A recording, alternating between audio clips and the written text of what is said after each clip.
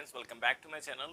Friends, आज हम फिर से आपके लिए एक और हिंदी का पैसेज लेकर आए हुए हैं जो कि दिखने में तो शॉर्ट है, बट अगर आप इसको देखेंगे तो आपको थोड़ा सा टफ ये जरूर लगेगा इसको ट्रांसलेट करने के लिए। तो चलिए फ्रेंड्स, हम देख लेते हैं कि इस पैसेज को हम कैसे ट्रांसलेट कर सकते हैं। और फ्रेंड्स, आपको बता दें कि ये जो पैसेज है आपके बोर्ड एग्जाम के लिए भी इम्पोर्टेंट है। तो चलिए हम देखते हैं। इसमें पहला सेंटेंस हमारा है कि भूख और इंसान का रिश्ता जन्म से होता है। भूख और इंसान का रिश्ता जन्म से होता है। अब यहाँ पे होता है आया हुआ है और होना की अंग्रेजी बी होती है और बी के ही फॉर्म्स होते हैं इज, एम, आर, वॉज, वर। और इसमें प्रेजेंट की बात हो रही है तो यहाँ पे आप इज का यूज करेंगे। है या फिर होता है, इन दोनों के लिए आप इज का यूज कर सकते हैं। तो चलिए सबसे पहले यहाँ पे इसमें सब्जेक्ट हमें ढूंढना होगा कि सब्जेक्ट इसमें क्या है, किसके बारे में बात हो रही है। बात हो रही है भूख और इंसान के रिश्ते की। तो ये पूरा का पूरा हमारा सब्जेक्ट है, भूख और इंसान का रिश्ता। और यहाँ पे देखिए दो कनेक्टर भी आए हुए हैं, एक तो इसमें का है और दूसरा और है।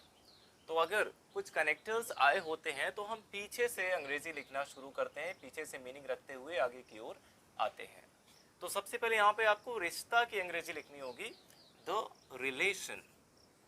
तो सबसे पहले यहाँ पे आप रिश्ते के लिए लिखेंगे द रिलेशन। और इसके बाद भूख और इंसान का के लिए आप यहाँ पे बिटवीन का यूज कर सकते हैं, क्योंकि दो चीजें हैं तो यहाँ पे आप बिटवीन का यूज करेंगे। The relation between, the relation between. अब भूख और इंसान, तो भूख के लिए आप लिख सकते हैं हंगर और इंसान के लिए ह्यूमन बीइंग, ह्यूमन बीइंग। तो ये इतना हमारा इसमें केवल सब्जेक्ट है, the relation between hunger and human being, यानी भूख और इंसान का रिश्ता। अब होता है, होता है के लिए सिंपली आप यहाँ पे इज का यूज कर सकते हैं। अब जन्म से यहाँ पे आया है तो से के लिए आप फ्रॉम का यूज कर सकते हैं, फ्रॉम बर्थ। क्योंकि अगर आप सिंस का यूज करते हैं तो इसमें हैज बीन का यूज करना होगा, तो इससे बेटर है कि यहाँ पे आप इज के साथ फ्रॉम का यूज कर सकते हैं, फ्रॉम बर्थ यानी कि जन्म से। The relation between hunger and human being is from birth, यानी कि भूख और इंसान का रिश्ता जन्म से होता है। अब इसके बाद देखिए नेक्स्ट सेंटेंस हमारा है कि जन्म के साथ ही मनुष्य अपनी भूख भी साथ लेकर आता है। तो जन्म के साथ ही, सबसे पहले आप इसी को लिख सकते हैं कि along with, जन्म के साथ ही, के साथ के लिए आप यहाँ पे along with का यूज कर सकते हैं। along with the birth यानी कि जन्म के साथ ही। अब इंसान या मनुष्य अपनी भूख भी साथ लेकर आता है, तो यहाँ पे आप सब्जेक्ट लिखेंगे मनुष्य के लिए ह्यूमन बीइंग, या फिर केवल लिख सकते हैं ह्यूमन, या फिर केवल मैन का यूज कर सकते हैं। ह्यूमन लेकर आता है, लेकर आना की अंग्रेजी क्या होती है, ब्रिंग। तो इसमें देखिए भी आया हुआ है, अपनी भूख भी साथ लेकर आता है, तो भी के लिए ऑल्सो का यूज कर सकते हैं, ह्यूमन ऑल्सो ब्रिंग्स। अब क्योंकि यहाँ पे ह्यूमन सिंगुलर लिखा गया है इसलिए ब्रिंग्स यहाँ पे हो जाएगा। ह्यूमन ऑल्सो ब्रिंग्स, मनुष्य लेकर आता है, क्या लेकर आता है, अपनी भूख, यानी कि हिज हंगर, हिज हंगर, अपनी भूख। अब साथ के लिए हो जाएगा विद हिम, साथ के लिए लिख सकते हैं विद हिम। तो ये सेंटेंस हमारा था कि जन्म के साथ ही मनुष्य अपनी भूख भी साथ लेकर आता है। ये प्रेजेंट इंडेफिनिट का सेंटेंस है, इसलिए यहाँ पे सिंगुलर सब्जेक्ट के साथ सिंगुलर वर्ब आया हुआ है ब्रिंग्स, इसमें एस ऐड किया गया है। तो ये हो गया कि along with the birth यानी कि जन्म के साथ ही ह्यूमन ऑल्सो ब्रिंग्स, मनुष्य लेकर आता है हिज हंगर, अपनी भूख को, विद हिम यानी अपने साथ। और इसके बाद है भूख किसी भी व्यक्ति के जीवित रहने का प्रमाण है। भूख किसी भी व्यक्ति के जीवित रहने का प्रमाण है। अब इस सेंटेंस में कोई भी एक्शन नहीं हो रहा है। अगर इसमें कोई एक्शन नहीं हो रहा है तो ये किसी भी टेंस का नहीं है, इसमें आपको है आया हुआ है तो इज का यूज करना होगा। अगर ऐसे सेंटेंस होते हैं जिसमें कोई एक्शन नहीं हो रहा है किसी के द्वारा, तो सिंपली आप वहां पे अगर प्रेजेंट में है तो इज, एम, आर, और अगर पास्ट में है तो वॉज, वर का यूज करते हैं। और यहाँ पे देखिए भूख किसी भी व्यक्ति के जीवित रहने का प्रमाण है। अब इसमें किसकी बात हो रही है, भूख की बात हो रही है, तो सबसे पहले यहाँ पे एज अ सब्जेक्ट हंगर का यूज करेंगे। हंगर इज, सबसे पहले हम क्वेश्चन करेंगे क्या है, तो आंसर मिला भूख है, यानी कि हंगर इज। अब भूख क्या है, प्रमाण है, प्रमाण यानी कि प्रूफ। तो hunger is the proof of, या फिर अ प्रूफ कर सकते हैं, hunger is a proof of. अब जीवित रहने के लिए आप सीधे यहाँ पे सर्वाइवल का यूज कर सकते हैं, of survival. Hunger is a proof of survival, यानी कि भूख जीवित रहने का प्रमाण है, किसके, एक व्यक्ति के या किसी भी व्यक्ति के। इसके लिए हो जाएगा ऑफ अ पर्सन, किसी भी व्यक्ति के लिए ऑफ अ पर्सन, क्योंकि ए का मतलब ही होता है एनी, तो यहाँ पे आप आपको एनी लिखने की जरूरत नहीं है, सीधे ए का यूज कर सकते हैं। तो hunger is a proof of survival of a person, यानी कि भूख एक व्यक्ति के जीवित रहने का प्रमाण है, सबूत है। अब अगला सेंटेंस हमारा है कि लेकिन यह भूख हवस का रूप लेने लगे तो चिंता का कारण बनती है।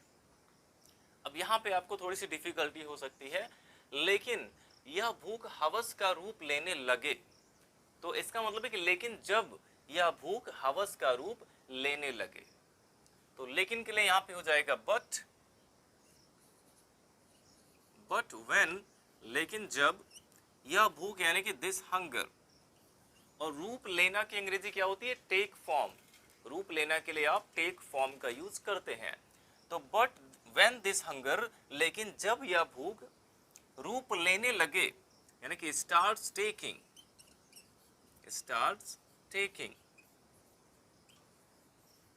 but when this hunger starts taking the form of,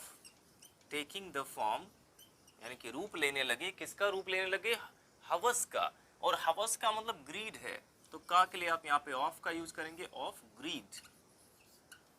अब ये चीज आपको पता होना चाहिए कि यहाँ पे हवस किसको कहा गया है, ग्रीड यानी लालच को ही कहा गया, लालच को कहा गया है।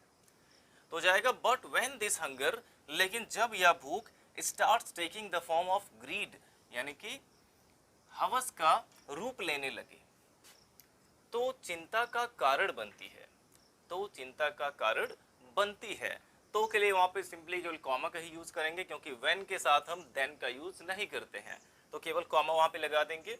चिंता का कारण बनती है, तो यहाँ पे कोई सब्जेक्ट तो नहीं है, लेकिन हंगर के लिए आप इट को यहाँ पे सब्जेक्ट बना सकते हैं, इट बिकम्स, तो यह बनती है, इट बिकम्स चिंता का कारण, यानी द कॉज ऑफ वरी। चिंता का कारण के लिए क्या लिख सकते हैं, द कॉज ऑफ वरी। तो ये सेंटेंस हमारा था कि लेकिन जब यह भूख हवस का रूप लेने लगे या लेने लगती है तो चिंता का कारण बनती है। तो but when this hunger starts taking the form of greed, it becomes the cause of worry. इस प्रकार से आप इसको लिख सकते हैं।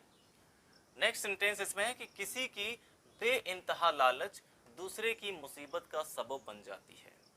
किसी की बेइंतहा लालच, तो किसी की के लिए यहाँ पे आप वंस का यूज कर सकते हैं, क्योंकि वन भी एक प्रोनाउन का ही काम करता है। तो वंस बेइंतहा लालच, बेइंतहा के लिए आप ये इमेंस वर्ड का यूज कर सकते हैं। इमेंस का मतलब होता है जिसकी कोई सीमा ना हो। तो वंस इमेंस लालच है तो उसके लिए ग्रीड लिख सकते हैं। वंस इमेंस ग्रीड यानी कि किसी की बेइंतहा लालच क्या होती है, दूसरे की मुसीबत का सबब बन जाती है। अब देखिए फ्रेंड्स, यहाँ पे कुछ ऐसे भी वर्ड्स हमें मिल जाते हैं जिसका हमें मतलब समझ में नहीं आता है, लेकिन जब आप उस पूरे सेंटेंस को ध्यान से पढ़ते हैं तो आपको पता चल ही जाएगा। अगर आप उसका एग्जैक्ट मीनिंग नहीं निकाल पा रहे हैं तो कम से कम नियर अबाउट उसका मीनिंग निकाल सकते हैं। तो मुसीबत का सबब बन जाती है, यानी मुसीबत का कारण बन जाती है, तो सबब का मतलब यहाँ पे रीजन ही है, कॉज ही है। तो क्या यहाँ पे बन जाती है आ गया, तो उसके लिए बिकम्स का यूज करेंगे। वंस इमेंस ग्रीड बिकम्स यानी कि बन जाती है। अब क्या बन जाती है, दूसरे की मुसीबत का सबब, यानी कि द कॉज ऑफ।